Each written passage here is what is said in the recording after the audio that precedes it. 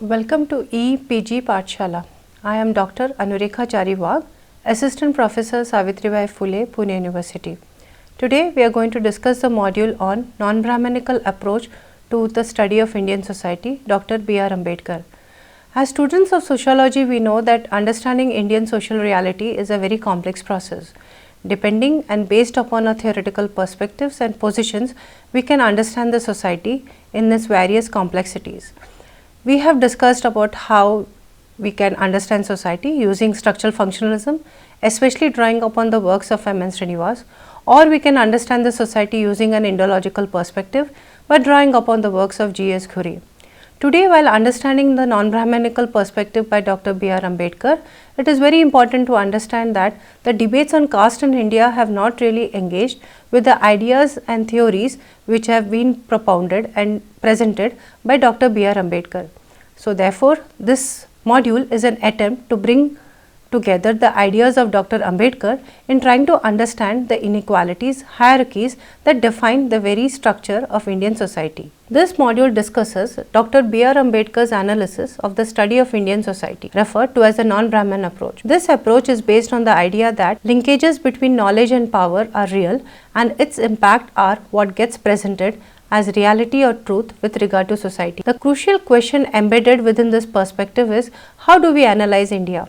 This approach is based on the argument that for a very long time, India has been perceived within a Hindu reality and identity, which does not bring into the discussion the principles of inequality, injustice and hierarchy, and that Hinduism as a religious principle, thought and practice has instituted. So, the approach by offering an alternative perspective poses an alternative to an understanding of India itself. This approach is political as it exposes not only the politics behind knowledge construction but also implicates the self who are in the process of knowledge creation, consumption and distribution. Further, this alternative demands for a change in the structures of inequality as experienced by society. This perspective, built on ideologies of radical social thinkers such as Mahatma Phule, Ambedkar and Periyar, not only theorizes on society but also calls for a change in it. Their ideologies question the writings of officials and scholars who, while analyzing what defines India, drew heavily from the worldview of Hinduism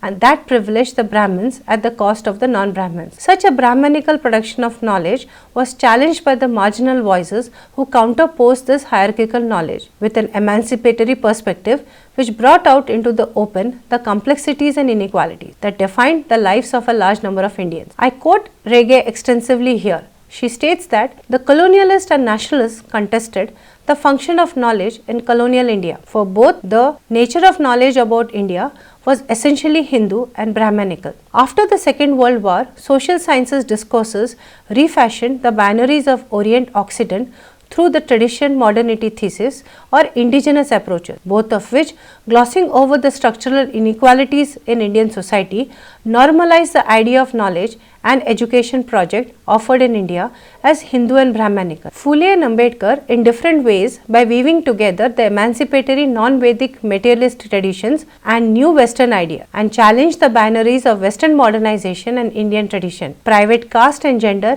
with public nation, and sought to refashion modernity and thereby its project of education. Drawing upon the above arguments, one can clearly see how power works through production, consumption and distribution of knowledge within particular context. This argument could explain why it would be interesting to ask why sociologists in India did not draw upon the works of Phule, Ambedkar and Periyar for such a long time. One can even stretch the argument to ask why is that in certain parts of India one would find references to Phule and Ambedkar and not Periyar and vice versa. This is a pertinent question of what is knowledge and whose knowledge, not only within the mainstream dominant discourses but also of the alternative discourses that challenge the mainstream knowledge production. Kannabiran states that Ambedkar offered a multi-layered counter-hegemonic reading of caste that was lost on at least 3 generations of sociologists and accounts for several conservative trends in social science. Kannabiran conceptualized this in terms of silence in sociological work,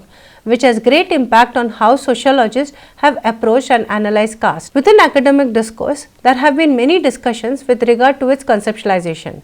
How does one refer to this position? perspective from below or non-Brahmin approach. Woman states that perspective from below includes not only an analysis of the nature of social structures such as caste, but also focuses on the location of the researcher within the production of knowledge. It thus includes a politics of location, not only of the social reality to be analyzed, but also the location of the researcher that leads to a cognitive blackout of everyday experience of Dalit Bahujans. The module would have the following sections. Section 1 would analyze Ambedkar's analysis of caste.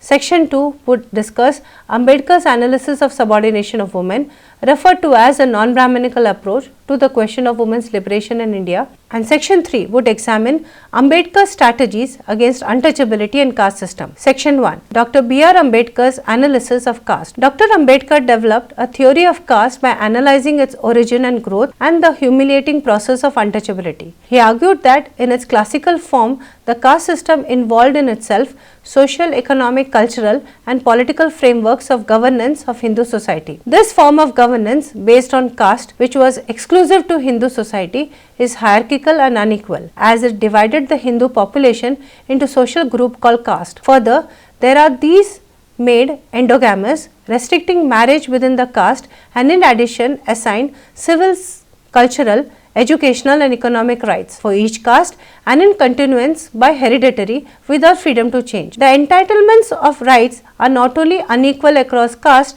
but it is also hierarchical rights going down from the high to the low caste. In this hierarchy, some occupations or economic activities are treated as superior and others as inferior. Furthermore, such hierarchy is maintained as it is based on principles of purity and pollution and impurity. Caste also provides a mechanism for the enforcement of the system in terms of social ostracism through a provision of social and economic penalties, including social and economic boycott. Then the question is why people followed this unequal and stigmatized system. Ambedkar argues that it was difficult for people to question the inequality as a caste system due justification from elements of the Hindu religious philosophy, making it sacrilegious to question it. Caste are referred to as a form having defined origin, which makes it difficult to conceptually change the system. Hindu philosophy provided divine justification for the origin and sustenance of Hindu social system, especially its linkages with concepts of karma, that one should perform one duty assigned to him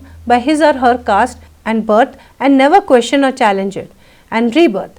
Performance of one's karma or duty in this present life would ensure a better birth in the next life, kind of eroded any challenge. It is also ironical that change was embedded in continuity. The more steadfast one is in the performance of one's assigned karma or duty, the more it increases the chances of ensuring a better life in the next birth. The system structured around the principle of fatalism was rationalized as an outcome of one's deeds in the last life. So, there was no chance of change or escape. Jaffrelet argues that the lower caste were not in a position to question the inequality because they had internalized the hierarchy and also because caste system was based on graded inequality. What was this? The logic divides the dominated groups and thus prevents them from challenging the system. Jaffrelet states, in a society of graded inequality, the Bahujan Samaj is divided into the lower caste, Shudras, and the Dalits, and the Shudras and the Dalits themselves are divided into many jatis. The system is based on the hierarchical and graded entitlements of various rights to different castes, and the rights increase in ascending order from untouchable to a Brahmin. In this hierarchical arrangement, castes are artfully interlinked in such a manner that the rights and privileges of the higher caste become the disabilities of the lower caste. Thus, caste cannot exist in a single form, rather they exist as a plural number, interlinked to each other in unequal measures of social, religious and economic relations and rights. Thus, isolation and exclusion of untouchables is a unique feature of caste system. The Brahmins in this hierarchy are not only placed at the top but are also considered superior human beings, worthy of special entitlements, rights and privileges. At the bottom, the untouchables and lower caste are treated as sub-human beings or lesser beings considered unworthy of any rights. The disabilities are so severe that they are physically and socially isolated and excluded from the rest of the society. Isolation and exclusiveness makes them antisocial and inimical to one another. So, a development of collective consciousness is very difficult to sustain and nurture.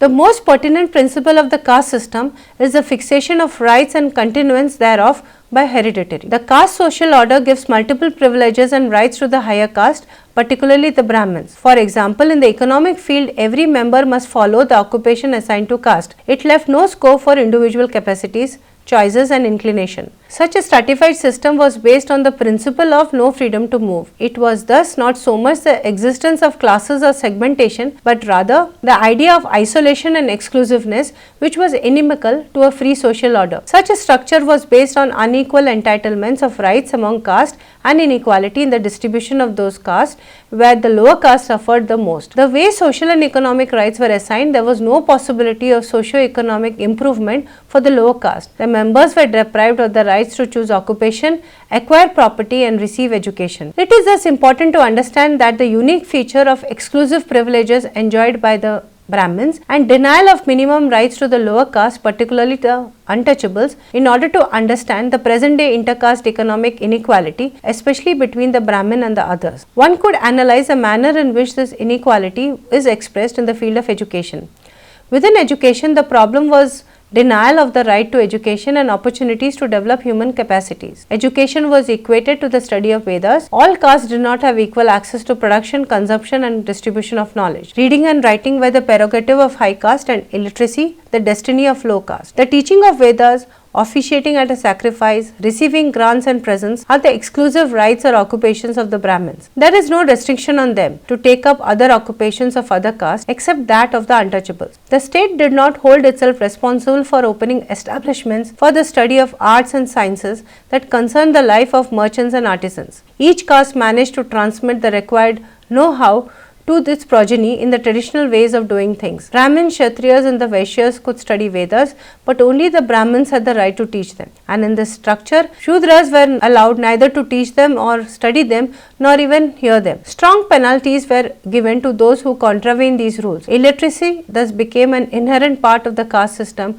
by a process that was indirect but eternal to Hinduism, giving rise to illiteracy and ignorance. Ambedkar, in his analysis of economic relations between high and lower caste Hindu social order, involves a slavish-like character for the lower caste. The rule puts an interdict on the economic independence of the deprived caste, which required them to serve others and constantly remain economically dependent on the other caste. In the Hindu system of slavery, Shudras could be made the slaves of 3 higher castes, but the higher caste could not be the slaves of Shudras. Such an economic system was based on the method of exploitation rather than that of economic efficiency. The manner in which rules concerning the right to property, occupation, wages, education, social status of occupation, dignity of labor, rules governing graded slavery involved an element of economic exploitation, particularly of caste located at the bottom of caste hierarchy. What are then the consequences of caste system? Ambedkar argues that exclusion and discrimination are the most important consequences of caste system. The unequal and hierarchical assignment of civil,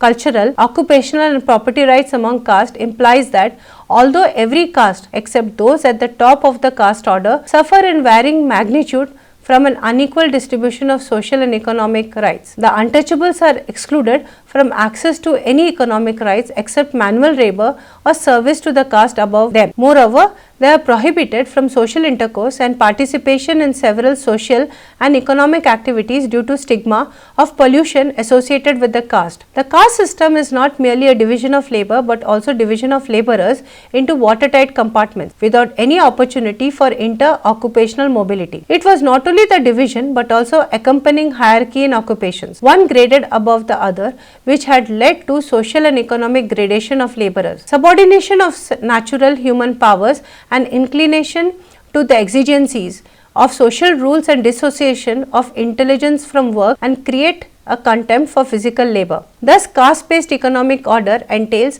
adverse consequences on economic growth and income distribution. Further, the market failure associated with caste-based market discrimination not only adversely affects economic growth, it also generated unequal income distribution and induced poverty, particularly among discriminated social groups. Thus, fixed and compulsory caste-based division of occupation results in immobility of factors of production and imperfections in labor and market. Far from promoting competitive market condition, caste-based division of labor and occupation creates one segmented and monopolistic market situations and produces less economic optimum, denial of equal rights, exclusion, discrimination, subordination of one caste by other. Untouchables suffer not only from denial of property rights but also human dignity. Tel Tumde argues that Ambedkar had two important visions: annihilation of caste and socialism within economic structure based on enlightened middle class, and two, featured by emancipation of land and industrial capital. The final words of Ambedkar were educate, agitate, organize, where he stressed the ever-changing nature of reality and the need to be enlightened enough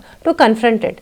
Educate so as to understand the world, agitate against evil, and organized in order to gain strength to root it out. Ambedkar perceived Hinduism as emerging ground of caste system and thus argues for an alternative philosophy that would highlight the interlinkages between caste and material basis of exploitation. Section 2. Non-Brahminical approach to the question of women's liberation in India. Non-Brahminical approach interlinked hierarchies of caste, class and patriarchy to analyze the question, why are women subordinate in the society? Pardeshi argues that Ambedkar's analysis of caste help us to understand and explore the relation between caste and subordination of women. According to Ambedkar, that the key to caste system is not the idea of untouchability but the principle of endogamy, rule that demands marriage only within one's caste group. The fact of the matter is that perpetuation of the system required strict rules governing marriage so that boundaries are not transgressed. The question that Ambedkar asked is, how did the system perpetuate endogamy and thereby the caste system? Ambedkar argued that it was through the rules and practices governing the conduct, rights and obligations of women that endogamy was continued, thereby strengthening caste. What are these rules? Pardeshi argues that Ambedkar referred to four important practices enforced on women that maintain endogamy, thereby strengthened caste, such as practice of sati, enforced widowhood, enforced celibacy and marriage of child brides with other men and widowers. Through these practices, women's sexuality was controlled and regulated, thereby ensuring the continuity of caste system. It is in this context that Ambedkar refers to women as the gateways of caste system. In conceptualizing Brahminical patriarchy, Chakravarti argues that patriarchal codes ensure that the caste system continues, where there are a set of rules and institutions by which caste and gender are linked, each shaping the other, and where women are crucial in maintaining the boundaries between caste, and thus the Brahminical codes for women differ according to the status of the caste group in the hierarchy of caste within the most stringent control over sexuality. Within this Brahminical patriarchy, women of upper caste were especially the gateways, entry points into the caste system. The sexuality of lower caste male was always perceived as a threat to upper caste purity of blood and so had to be institutionally prevented from having access to women of the higher caste. Thus, women of the upper caste had to be carefully guarded and regulated. How did the regulation take place? Chakravarti argues that it was through the process of socialization where young girls were presented with the binary visions of good, bad girl, daughter, wife, mother, virtues of being pativata and obedient and chaste to her husband, importance of virginity, following and never questioning her husband were taught, accepted and perpetuated by women themselves. Challenge to this principle was controlled by the right to discipline and to keep women under control was granted to kinsmen. Moral policing and the king, the state, also had the power to discipline and punish women for their errant behavior. Then, how did the mixed marriages come to be regulated? Pardeshi argues that mixed marriages were regulated by patriarchal and biased law. There are two kinds of mixed marriages: pratiloma, hypogamy marriage between women of higher caste and man of lower caste, and anuloma, hypergamy marriage between men of higher caste and women of lower caste. Though both were punished, the pratiloma marriage was not approved because in this case women had transgressed the boundaries. So punishment was excommunication. Here, Omved's analysis adds to this complexity. She argues that there is very significant connection between the illegitimacy of pratiloma and the legitimation of Devdasi tradition. She said that the temple dancers enjoyed some amount of autonomy in the village, but these customs were used to institutionalize the sexual accessibility of Dalit women for high caste men. Pardeshi argues that one can observe a significant sexual dialectic where the accessibility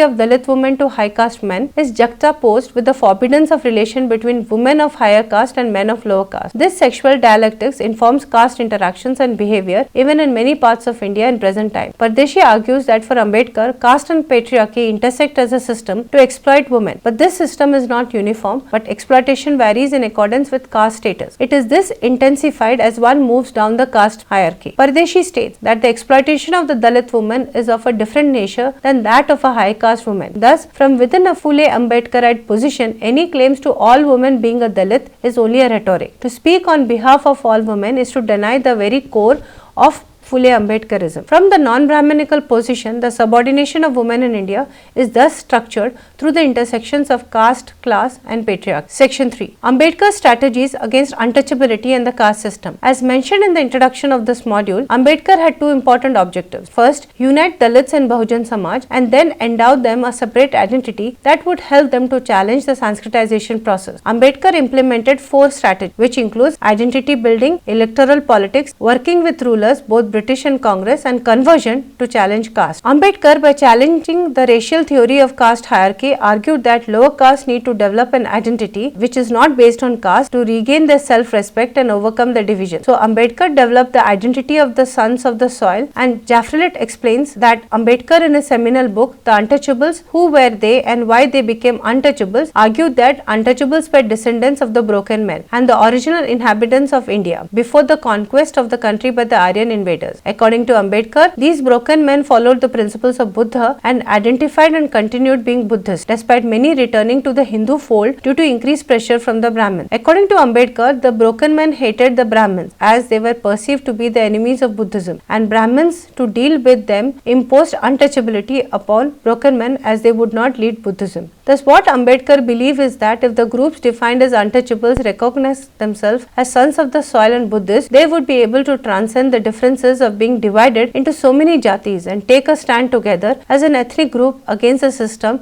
in its entirety. The second strategy followed by Ambedkar, according to Jafrelet, was the instrument of electoral politics. He argues that Ambedkar wanted the Dalit to develop into a political force, and in that was convinced that it would be important to pursue an election-based strategy by creating a political party, the Independent Labour Party, in 1936. The party was not confined to addressing the concerns of the untouchables, but also included the demands of the toiling laboring masses. The ideology of the party was based on challenging Brahminism and capitalism. But this party failed to gain in the electoral process. Though it was a Dalit political party, the majority belonged to Mahar and a very few other Dalit communities. As the ILP could not bring all the Dalits together, Ambedkar resigned and formed the Scheduled Caste Federation, arguing for minority status for scheduled caste in 1942. It depended mostly on Ambedkar but lost heavily as they had no organizational machinery, no network of party branches and only a handful of party cadres, and to this was added the immense popularity of the Congress, who were the driving force of the freedom movement. Jafrelet argues that political parties created by Ambedkar failed as a strategy. So through the formation of Republican Party of India, he wanted to create a non-caste based political party. The third strategy was working with the ruling elite, both the British rulers and later the Congress. Ambedkar pushed, coaxed, pressurized them to address the concerns, issues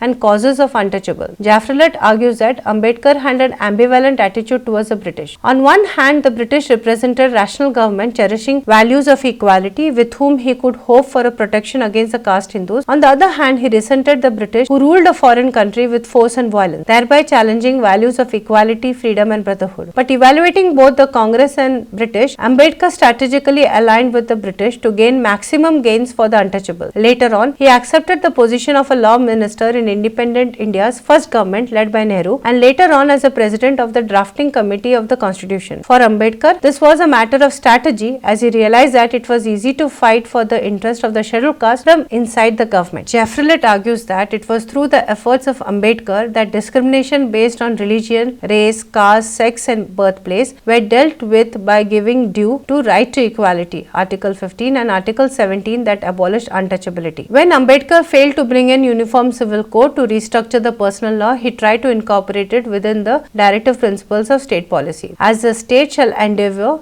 to secure for the citizens a uniform civil code throughout the territory of India. Ambedkar then tried to legislate a reform of Hindu personal law based on Hindu Code Bill that British had evolved. What did the Hindu Code Bill propose? It had provisions such as equality between men and women on question of property and adoption, granting members of legal status to monogamous marriages only, elimination of caste bar in the civil marriage, petition for divorce by the wife. Such a radical change within the private lives of the Hindus was objected by many leaders from both the members of Hindu Mahasabha and the Congress. Jafrullah argues that though Nehru was attached to this bill, he did not have the courage to fight it out in the assembly, so he did not support Ambedkar. The bill was passed after much of the radical changes were changed into more tamed form. Due to this, Ambedkar resigned from the government. Though Ambedkar could secure some benefits for the untouchables, he was disillusioned with the political system as a strategy to bring about changes in the lives of the untouchables and believed it to be of limited use. The final strategy used by Ambedkar was conversion. Jafrullah argues that the idea of conversion to another religion to escape caste was based on logically evaluating Hinduism. Based on analyzing Ambedkar's writings and speeches, Jafrullah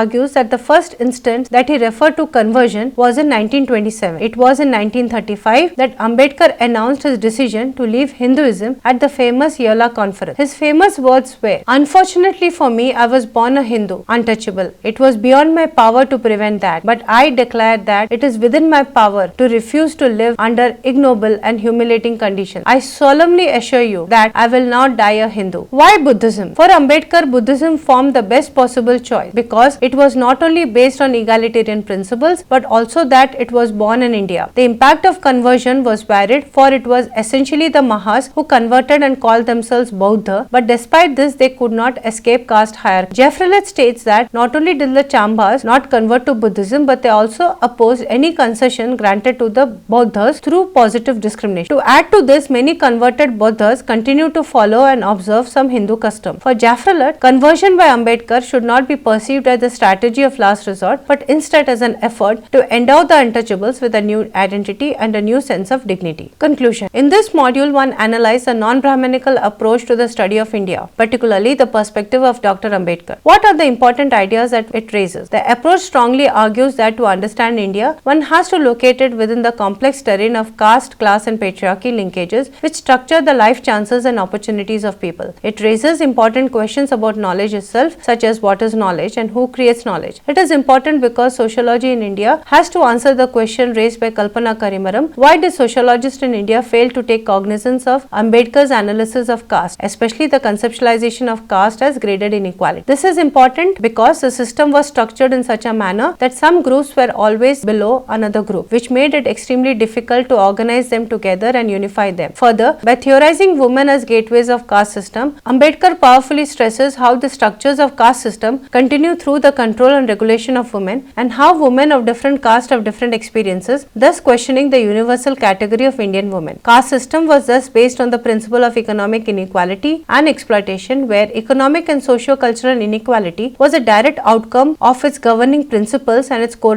where economic and social cultural inequality was a direct outcome of its governing principles and its core doctrine. We need to recognize that a society in India is featured by cultural heterogeneity, religious plurality and caste hierarchy. Non-Brahmin approach is crucial as it seeks to approach the study of India from the analysis of the everyday life of Dalit Bahujan. Such a perspective presents a picture of a stratified, unequal, hierarchical and violent India. Further, by arguing the politics of knowledge production not only includes what social reality gets analyzed, but also who analyzes it and how the analysis takes place. The effort is to bring the marginalized experiences right into the center of what defines, structures and represents India. If as students of sociology we have to think about what to take back from this module, it is 2 or 3 things. First, we need to understand that why did sociologists in India fail to take cognizance of the writings of social reformers, especially the radical social reformers such as Mahatma Phule, Periyar and Dr. B.R. Ambedkar.